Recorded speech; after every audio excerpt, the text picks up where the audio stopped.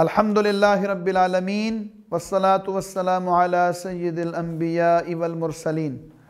اما بعد فاعوذ باللہ من الشیطان الرجیم بسم اللہ الرحمن الرحیم والذین لا يدعون مع اللہ الہا آخر صدق اللہ العظیم۔ سورہ الفرقان کے اس آخری رکوع میں جہاں اللہ رب العزت نے اپنے اصلی بندوں کی صفات کا تذکرہ کیا، وہاں اس آیت کریمہ میں جو پہلا حصہ ہے اس میں یہ بیان فرمایا کہ یہ اللہ کے علاوہ کسی اور کو نہیں پکارتے۔ دیکھیے، حضرت آدم علیہ السلام سے لے کر رسول اکرم صلی اللہ علیہ وآلہ وسلم تک جتنے اللہ کے پیغمبر اور رسول اس دنیا میں تشریف لائے، انہوں نے سب سے بنیادی دعوت پیش کی، وہ توحید کی دعوت تھی۔ اللہ کے وحدہ لا شریک ہونے کا تصور، اور ایک ایسا فطری تصور ہے جو اگر پیدا ہو جائے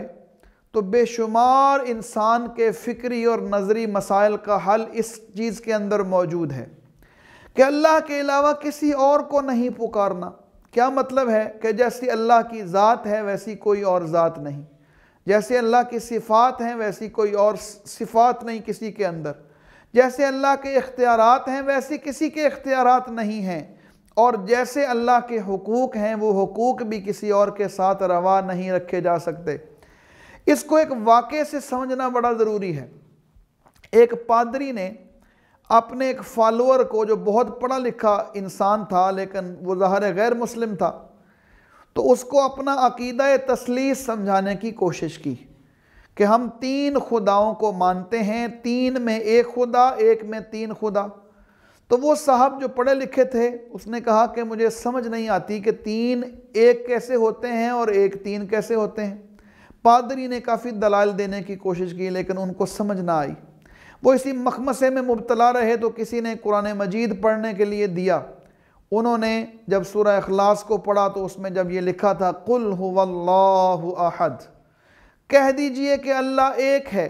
اللہ الصمد، وہ اللہ بے نیاز ہے، لم یلد ولم یولد، نہ اس نے کسی کو جنا ہے نہ اس کو کسی نے جنا ہے، ولم یکن لہ کفوا احد، اور اس کا کوئی ہمسر نہیں ہے۔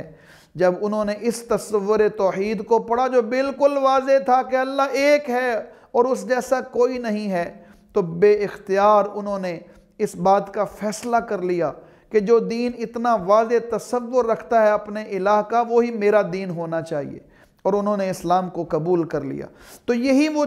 تصور ہے توحید کا جو قرآن مجید میں الحمدللہ سے لے کر والناس تک اس کے اندر موجود ہے، اور اس آیت کریمہ میں بھی بالکل واضح اللہ نے اپنے بندوں کی صفات پر کے حوالے سے بھی بیان فرمایا کہ اس معاشرے میں جہاں سینکڑوں بت موجود تھے، لوگ توحید کے تصور سے خالی تھے، وہاں اللہ رب العزت نے رسول اکرم صلی اللہ علیہ وسلم کے ذریعے سے جن لوگوں کو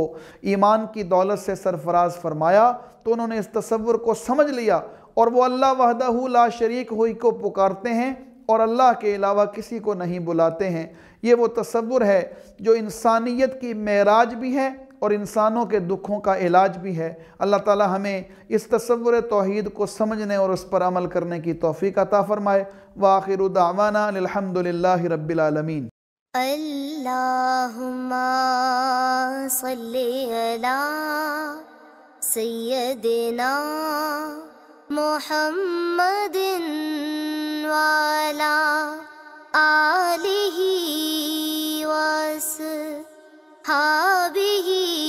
وسلم۔ اللہم